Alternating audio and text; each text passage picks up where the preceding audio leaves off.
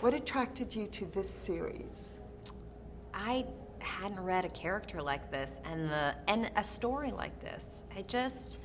I read a lot of things for women, and this was just the best role that I read in in a long time.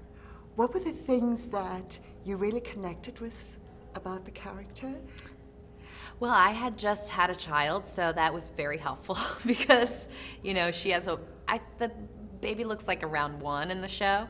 So I immediately felt like, okay, all the motherly stuff, I know what to do, and it feels very natural. Whereas before, I'd probably ask the mom more questions like, should I do it like this? Should I do it like this? Should I feed him like this? But that just came very natural, at this point. One of the things I loved about the show was the demonstration that being a mum requires all kinds of sacrifice, and you've got to figure out what to do with your kid if you have a job. Yeah. So were you a part of that decision making, and how are you handling that balance? Well, for me in the show, I would always make sure whenever I read each episode, I always made sure, that the baby was there, that the baby was involved, because whenever you start taking out the baby because it's easier, on the work schedule, you lose the character. I'm like, this is all for her daughter. So that was very important to me, that was always a struggle with her and that the baby was always there. But for me, my mother-in-law is a saint. She was with me the whole time I was shooting. So was my brother's friend. So I had so much family help, which was so much better than anybody else. And so I didn't have to worry, which is the biggest relief when you're working, is you just don't want to worry. Some of my favorite scenes take place in the water park. Mm-hmm. What is your relationship with water parks growing up? You know what? I grew up in New Jersey on a bay. Or my grandparents' house, so I was always in the water. And whenever I went to water parks, I hate water parks.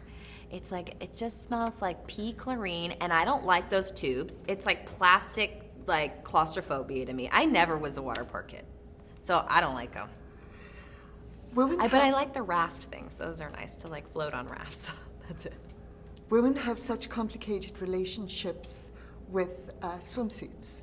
There's a sexual connotation often in the media associated with it, and it also reveals our body sensitivities. Mm-hmm. You really nailed those scenes. They were funny, and you also had to do these exercises. Oh, yeah. So were you intimidated at all about standing in front of a bunch of extras and doing that? Talk about those scenes. Yeah, I remember that day. How did I feel? I mean, I guess, well, one, it was really cold. So that's the first thing that came to my mind. And everyone was cold together. But I feel like as long as you kind of get the energy with everybody, it doesn't feel like you're alone. You know what I mean? And we're all standing there in our bathing suits. So I didn't feel like singled out in any way. But I definitely felt like, listen, I just had a baby. Do I want to be in a bathing suit right now? No. Definitely not. But it's my character, and she wouldn't care either. She'd just be like, this is what I have to do. It's my job. This also explores this current theme of gurus and self-help to some extent. Mm-hmm. Have you ever had somebody who's been a guru for you, somebody that you followed?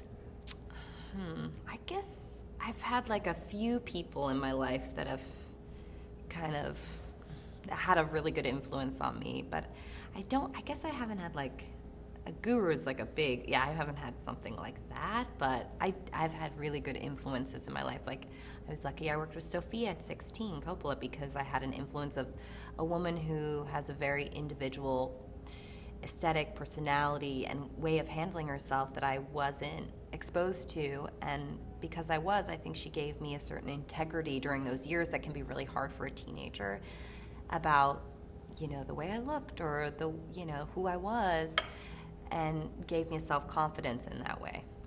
The last 2 projects you've done have been television. Mm-hmm.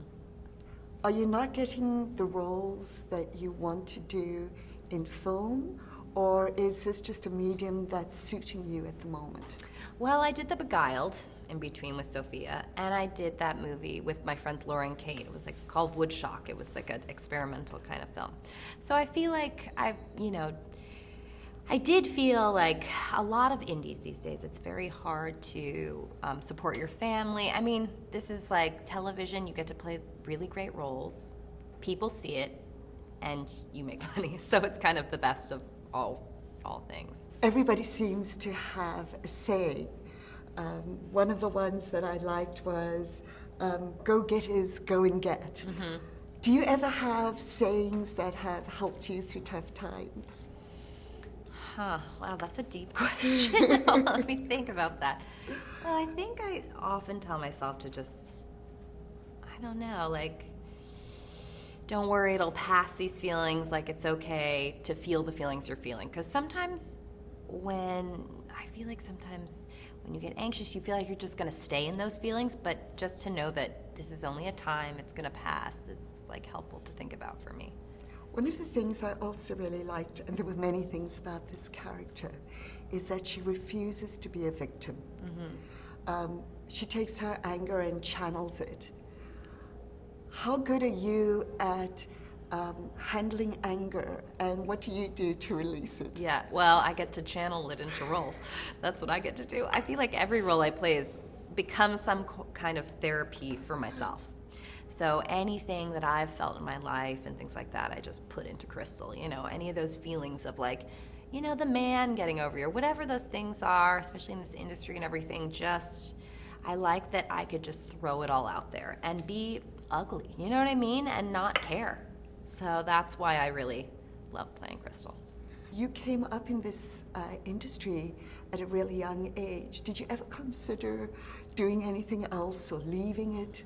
I definitely had a point in my life where I was like, this isn't fun for me anymore.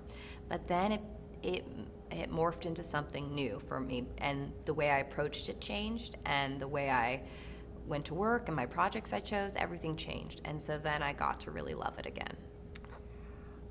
Do you think that the fact that you went to a regular school helped to shape this incredible confidence that you have?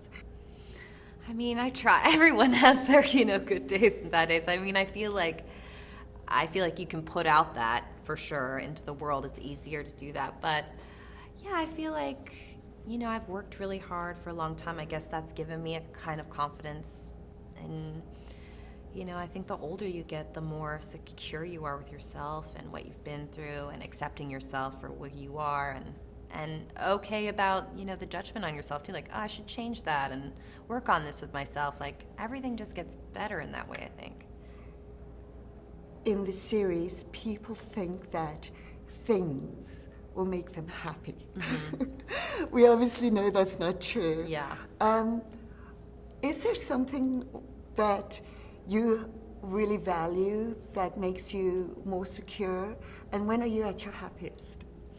I think I'm at the happiest with my son and my husband, and it doesn't really matter what we do. I think he's 15 months now, so just seeing him every day change. We just took 4 days away for ourselves the first time we left him alone, and he started walking without us. So it was just, it's so ridiculous that you work so hard, and they're like, we're FaceTiming with my mother-in-law and stuff, and he's my mom and everyone, and they're all like screaming that he's starting to walk. So of course we go away for 4 days and he starts walking. But those are the things that I cherish most, is watching him grow up.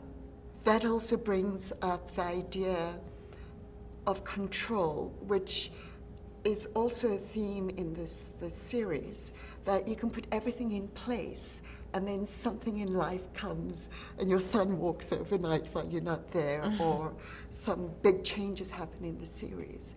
How good are you with control, both letting go and imposing your vision? I guess, it's definitely different with life and work. With this, I think it's always important to be an open communicator and not like, I never want to be controlling. That's not in my nature. I don't really think the best results come out of that, being controlling, because that isn't the way life works, as you said. And so, you try the best you can, I guess. I'm not a controlling person. If anything, the older I get, the more I let go. Well, It certainly looks like you let go on screen. This is a very free performance. Thank you. Thank you so much for your time. It's been wonderful talking to you. Thank you. You too.